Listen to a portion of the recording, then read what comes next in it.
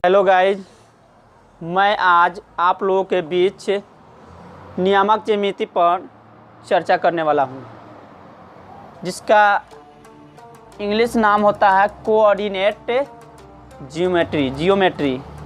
इसमें क्या होता है, सबसे पहले समझा जाता है कि आदमी जब समझ जाता है अक्ष के बारे में तो अपने आप क्या होता है, बना लेता है।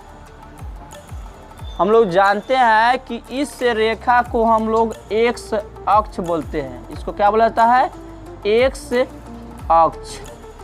इसको बोला जाता है एक्स डैश अक्ष। इसको बोला जाता है वाई अक्ष। इसको बोला जाता है वाई डैश अक्ष। अब इसमें आता है कि यहाँ पर जो मूल बिंदु होता है वहाँ पर क्या मान कितना होता है, 0 होता है। और मूल बिंदु से 0 के इधर जाएंगे तो प्लस का मान होता है, और मूल बिंदु से इधर आएंगे तो क्या होता है, माइनस का चिन्ह होता है। फिर हम लोग आ गए कि मूल बिंदु से अब ऊपर जाएंगे तो प्लस का चिन्ह होगा, प्लस का चिन्ह होगा, और नीचे आएंगे तो क्या चीज़ का चिन्ह होगा, माइनस का चिन्ह होगा। इतना चीज़ अगर जानते हैं तो उसमें कोनो प्रकार की दिक्कत नहीं होता है। अब आता है, पूछता है कभी कभी एग्जाम में भुज और कोटि। अब उसमें दे देगा एक्स और वाई में भुज कौन है, तो हम लोगों को याद रखना होगा कि एक्स वाला भुज होता है, एक्स वाला क्या होता है, भुज होता है, और वाई वाले को क्या बोला जाता है, कोटि बोला जाता है। यह कॉन्सेप्ट क्लियर कर लेना होगा। जब तक ले क्लियर नहीं होगा तो हमारे यह 5 से 7 नंबर के क्वेश्चन जो पूछता है वो हमारा क्या होगा, गलत हो जाएगा, जब तक ले हम भुज और कोटि नहीं जानेंगे। तो अब यहाँ पर क्लियर हो चुका होगा, क्योंकि भुज और कोटि, एक्स को भुज बोलते हैं, वाई को क्या बोलते हैं, कोटि बोलते हैं। अब यहाँ पर इधर का जो भी मान, यहाँ से मूल बिंदु से इधर जो भी जाएगा सब प्लस में होता है, मूल बिंदु से इधर आएंगे सब क्या होता है, माइनस में होता है। फिर मूल बिंदु से ऊपर जाएंगे तो प्लस होता है, मूल बिंदु से नीचे जाएंगे तो माइनस होता है। इसी में यह चीज़ को पढ़ना है। अब आता है इसमें कोऑर्डिनेट ज्योमेट्री में कि मूल बिंदु से किसी बिंदु के बीच की दूरी ज्ञात करना है। मान लिया जाए कि मूल बिंदु O है और किसी कोई दूसरा बिंदु क्या है, P है, इसके बीच की दूरी ज्ञात करना है। तो मूल बिंदु तो 0 0 है, लेकिन P जो है किसी न किसी बिंदु के सामने है, तो उसका कुछ ना कुछ क्या होगा, भुज और कोटि होगा। जैसे मान लिया जाए कि अब भुज 3 है और कोटि कितना है, 4 है, तो इसका फॉर्मूला होता है मूल बिंदु से किसी बिंदु के बीच की दूरी, मूल बिंदु से किसी P बिंदु के बीच की दूरी का फॉर्मूला होता है रूट अंडर एक्स का स्क्वायर प्लस वाई का स्क्वायर। अब एक्स का स्क्वायर और वाई का स्क्वायर, तो एक्स बराबर यहाँ पर कितना है, एक्स बराबर 3 है और वाई बराबर कितना है, 4 है। तो यहाँ पर बैठा देंगे 3 का स्क्वायर प्लस 4 का स्क्वायर। 3 का स्क्वायर 9 होता है, 4 का स्क्वायर 16 होता है। दोनों को जोड़ेंगे कितना आ जाएगा, 25। तो या कितना निकल जाएगा, 5 निकल जाएगा, यानी 5 × 5 हो जाएगा। तो कितना निकलेगा, 5 इकाई हो जाएगा। इस तरह से बनता है। यह हो गया सिंपल और साधारण, क्योंकि मूल बिंदु से किसी बिंदु के बीच की दूरी कहेगा। तब इसमें आता है कि मूल बिंदु से नहीं, 2 बिंदुओं के बीच की दूरी ज्ञात करें। अब कोई दूसरा बिंदु दे देगा कि मूल बिंदु नहीं, कोई 2 बिंदु है, एक यहाँ है एक यहाँ है, इसको मान लिया जाए P, इसको मान लिया जाए क्या, Q। तो P और Q के बीच की दूरी ज्ञात करें, यानी 2 बिंदुओं के बीच की दूरी ज्ञात करें। तो इसका फॉर्मूला होता है 2 बिंदुओं के बीच की दूरी बराबर root under x1 minus x2 का whole square plus y1 minus y2 का होल स्क्वायर। यह फार्मूला होता है। यह पहला फार्मूला हो गया, यह दूसरा फार्मूला हो गया। तो इस पर अगर मान लिया जाए कि इसका मान 3 दे दे, 5 दे दे, कोई भी अंक दे दे, 3 और -5 दे दे, यहाँ पर दे देगा 3 2 दे दे या 4 दे दे और 5 दे दे, इस तरह से दे दे। तो हम लोग क्या करेंगे कि आराम से इसका मान रखेंगे और क्या करेंगे, निकाल लेंगे। मान लेते हैं हम लोग कि x1 यहाँ कितना है, तो लिखेंगे x1 बराबर 3, x2 बराबर 4, y1 बराबर -5 और y2 बराबर 5। इसमें दिक्कत, आराम से फॉर्मूला लगाएंगे x1 माइनस x2 का whole square plus y1 minus y2 का होल स्क्वायर। इस पर बैठाएंगे, x1 के जगह पर कितना है, x1 के जगह पर है 3 माइनस 4 का होल स्क्वायर प्लस -5 माइनस 5 का होल स्क्वायर, 1 का स्क्वायर माइनस 10 का स्क्वायर। 1 का स्क्वायर 1 होता है और 10 का स्क्वायर 100 हो जाएगा और इसको जोड़ेंगे तो 101 हो जाएगा। तो यह निकलेगा नहीं, यही क्या होगा, ये का ही हो गया, ये हमारा क्या हो गया, आंसर हो गया। अब इसमें आता है कि दो बिंदुओं के बीच की दूरी तो हम लोग जान गए, लेकिन बोलेगा कि दो बिंदुओं के बीच कोई तीसरा बिंदु है जिसका निर्देशांक ज्ञात करे। तो कोई दूसरा बिंदु, दो बिंदुओं के बीच में कोई तीसरा बिंदु है तो उसका निर्देशांक निकाले, तो वह हम लोग निकालने का तरीका अब उसका अलग हो जाएगा।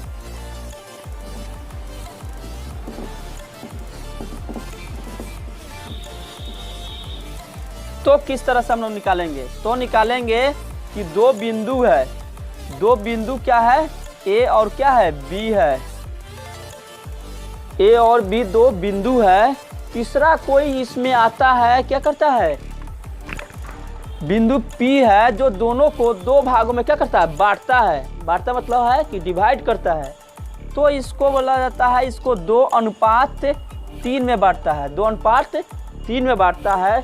तो इसको बोला जाता है M1, इसको क्या बोला जाता है, M2, M1 और M2। इसका मान जो दे, 2 -5 दे दिया, 3 और 4 दे दिया। तो इसका अनुपातिक सूत्र होता है, तो इसका क्या होता है, अनुपातिक सूत्र होता है। तब हम फार्मूला लगाएंगे 3 नंबर का अनुपातिक सूत्र का, अनुपातिक सूत्र से। अब अनुपातिक सूत्र होता कौन है, तो फार्मूला हमको याद होना चाहिए। x बराबर होता है x2 m1 plus x1 m2 बटा क्या होता है, m1 प्लस m2। यह x बराबर फार्मूला है। अब x बराबर फार्मूला है, उसके बाद में है क्या है, y बराबर फार्मूला भी है। तो y2 m1 plus y1 m2 बटा क्या हो जाएगा, m1 प्लस m2। यह हमारा बनकर क्या हुआ, फार्मूला तैयार हो गया। इसी फार्मूला पर जैसे यह बन जाएगा तो वैसे ही हम मान रखेंगे, सब क्या करेंगे, निकाल लेंगे। अब यहाँ पर x बराबर यहाँ पर निकाल देंगे, x1 बराबर कितना है, 2 है, x2 बराबर कितना है, 3 है, y1 बराबर कितना है, -5 है, y2 बराबर कितना है, 4 है, और m1 m2 तो हम लोग को दिया हुआ है, उसी आधार पर क्या करेंगे, लिख लेंगे। तो कितना ही आसान है। अब हम लोग बनाए कैसे, देखो इतना आसान है। x2 है, इसको मिटा देते हैं, इसके आधार पर फिर रख देंगे। x2 है, x2 का जगह पर मान जो यहाँ पर दिया हुआ है कितना, 3, m1 का मान 2 दिया है, 2 रख देंगे, प्लस है तो प्लस लिख दिए। फिर यहाँ पर दिया है x1 मान दिया कितना है, 2 दिया है, और m2 का मान कितना दिया है, 3 दिया है। नीचे लिखना है m1 प्लस m2, तो 2 और प्लस 3। अब गुना करना है, 3 दूना 6, 3 दूना 6, फिर कितना हो जाएगा, 5, 6 6 12 बटा कितना हो गया, 5। ये कटने वाला नहीं है।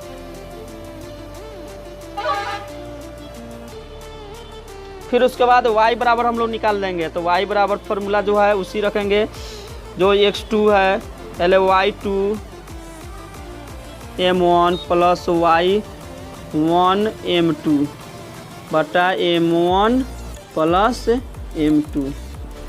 इस पर हम लोग बैठाएंगे। y1 के जगह पर कितना है, y2 के जगह पर कितना है, 4 है। 4 गुने 2 प्लस y1 कितना है, y1 के जगह पर हो जाएगा तुमको -5 गुने 3 और यहाँ पर हो जाएगा 2 प्लस 3। अब इसका मान कितना हो जाएगा, 4 दूना कितना हो गया 8 -5 आई 15। इसको दोनों को जोड़ेंगे तो कितना हो जाएगा 5। इसमें 15 जो है माइनस में घटाएंगे तो 7 बटा कितना आ जाएगा 5 हो जाएगा और -3 लग जाएगा। इस तरह से अनुपातिक सूत्र हो गया बनकर तैयार। अब हम लोग बहुत सारा प्रक्रिया के अनुसार हम 3 फार्मूला तक पहुंच गए। अब चौथा फार्मूला क्या होता है इसी के बीच कहेगा, लेकिन चौथा फार्मूला बहुत ही आसान होता है। ये सब आसान ही है, केवल समझ जाएंगे तो आसान है, नहीं समझेंगे तो भारी है। अब क्या है यहाँ पर हम लोग को देखना पड़ेगा कि क्या निकालना है और किस तरह से निकाला जाता है। बहुत ज़्यादा इससे नंबर जो है उठाता है लोग, त्रिकोणमिति से और नियामक ज्यामिति से बहुत ज़्यादा पूछता है। ऑब्जेक्टिव भी पूछता है और सब्जेक्टिव भी पूछता है, इसलिए इस पर थोड़ा फोकस ज़्यादा देना चाहिए। अब यहाँ पर दे रहा है कि कोई बिंदु जो है P है और दूसरा बिंदु कोई Q है, जिससे तीसरा बिंदु कोई क्या है R है, तो R का निर्देशांक ज्ञात करें। तो कहेगा R का निर्देशांक ज्ञात करें। यहाँ पर 5 दे देगा, 8 दे देगा, यहाँ पर 6 दे देगा, -4 दे देगा। तो R का निर्देशांक निकालने का फॉर्मूला होता है, फॉर्मूला का सूत्र लगाएंगे कि 2 बिंदुओं के मध्य बिंदु का निर्देशांक बराबर फॉर्मूला होता है, यानी x का फॉर्मूला होता है, x बराबर x1 प्लस x2 बटा क्या होता है 2 होता है। दूसरा फार्मूला y बराबर होता है कि y1 प्लस y2 बटा क्या होता है 2 होता है। अब यहाँ पर हम लोग को x1 और x2 होना चाहिए, y1 और y2 होना चाहिए। तो x1 यहाँ पर हम लोग का यहाँ से तैयार हो जाएगा। x1 बराबर कितना हो जाएगा, x1 बराबर हो जाएगा 5 और x2 बराबर कितना हो जाएगा 6। फिर यहाँ पर 2 दिया था, पहला x होता है दूसरा y होता है। फिर उसी तरह से लिखेंगे y1 बराबर 8 और y2 बराबर कितना हो जाएगा -4। तब इस पर आधार पर बैठा देंगे और तुरंत बन जाएगा। तो x1 के मान कितना है 5 है और प्लस कितना है 6/2 यानी कितना 11/2। दूसरा है y1 का मान 8 और y2 का मान -4 बटा कितना 2। इसको घटाएंगे यानी 8 - 4 बटा कितना 2 हो जाएगा।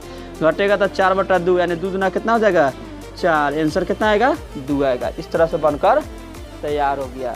अब यह सब चीज़ हमको जानकारी हो जाएगा तो इसके आधार पर बहुत सारे मैथ बनता है। तीसरा बिंदु हो गया, दूसरा बिंदु हो गया, आप कहेगा त्रिभुज के क्षेत्रफल ज्ञात करें, तो उसका भी फॉर्मूला होता है। त्रिभुज के 3 बिंदु दिया रहेगा, त्रिभुज के तीनों बिंदु का क्षेत्रफल क्या करेंगे निर्देशांक निकाल देंगे। अब देखो किस तरह से पूछता है क्वेश्चन। यह तो हमारा इतना हो गया। अब आ जाएगा त्रिभुज वाले।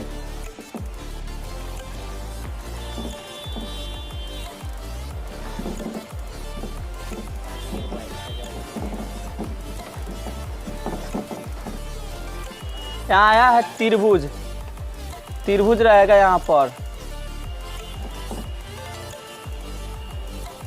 त्रिभुज जो है 3 बिंदुओं से मिल करके त्रिभुज का निर्माण होता है। अब यहाँ त्रिभुज जो है ए हो जाएगा, ये क्या हो जाएगा बी हो जाएगा, ये क्या हो जाएगा सी हो जाएगा। ए बी और सी तीनों का निर्देशांक दिया रहता है। 2 दे दिया, 5 दे दिया, 3 दे दिया, 6 दे दिया, 4 दे दिया, 5 दे दिया। तो कहेगा 3 बिंदुओं के त्रिभुज के निर्देशांक हो तो कोई बिंदु जो है मध्य बिंदु का यानी मध्य बिंदु का निर्देशांक ज्ञात करे। देता है त्रिभुज इसका फॉर्मूला होता है x बराबर x1 plus x2 plus x3 बटा क्या होता है 3 होता है। फिर y बराबर भी होता है y1 plus y2 plus y3 बटा क्या होता है 3 होता है। अब इसका x1 के जगह पे यहाँ पर मान रख दो, x1 बराबर x2 बराबर x3 बराबर x1 बराबर 2 हो जाएगा, x2 बराबर 3 हो जाएगा, x3 बराबर 7 हो जाएगा। y1 लिख देंगे, y2 लिख देंगे, y3 लिख देंगे। y1 जो हो गया 5 हो जाएगा, y2 6 हो जाएगा, y7 कितना हो, y3 कितना हो जाएगा 5 हो जाएगा। अब मान रख दिया था, सटर जल्दी जल्दी रखेंगे तुरंत तुरंत क्या हो जाएगा प्लस 3 प्लस 7 बटा कितना हो गया 3। इसको जोड़ेंगे तो कितना हो जाएगा 5 7 5 12 बटा 3 3 चौका 12 यानी 4 एगो आया इसका आंसर। दूसरा में मान रखेंगे 5 प्लस 6 बाई 3 यानी 10 यानी 16 इक्वल टू 3 नहीं कटेगा तो इसका इतना ही हो जाएगा। तो इसका केंद्र का निशान कितना आ गया यानी 4,16 बटा 3, यही इसको आंसर लिख देंगे। इस तरह से बन के क्या होगा तैयार हो गया। तो त्रिभुज का क्षेत्रफल निकालने का भी फॉर्मूला होता है।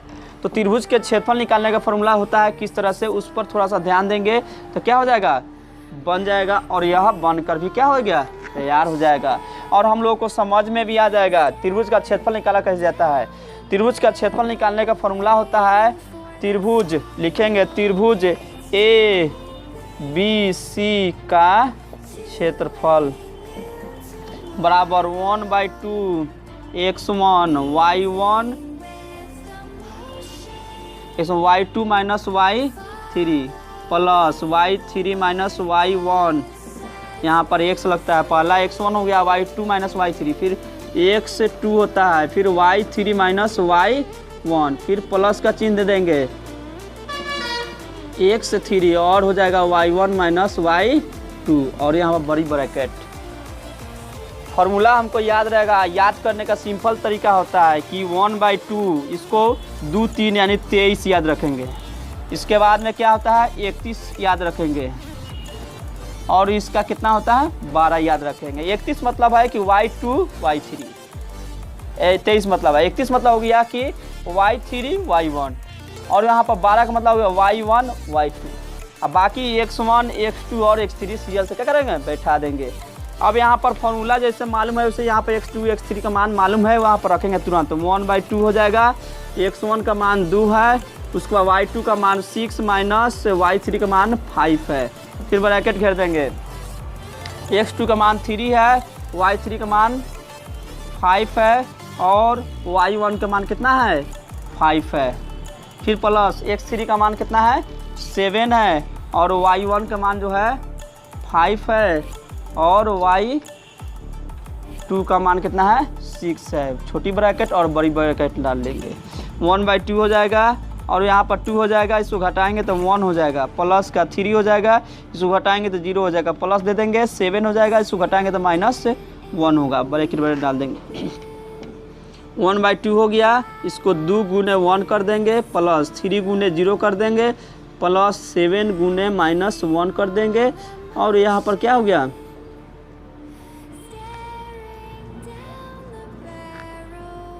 अब यहाँ पर 1/2 हो गया, इसको 2 एकम 2 हो गया, 3 में 0 से 0 हो जाएगा, -7 हो जाएगा।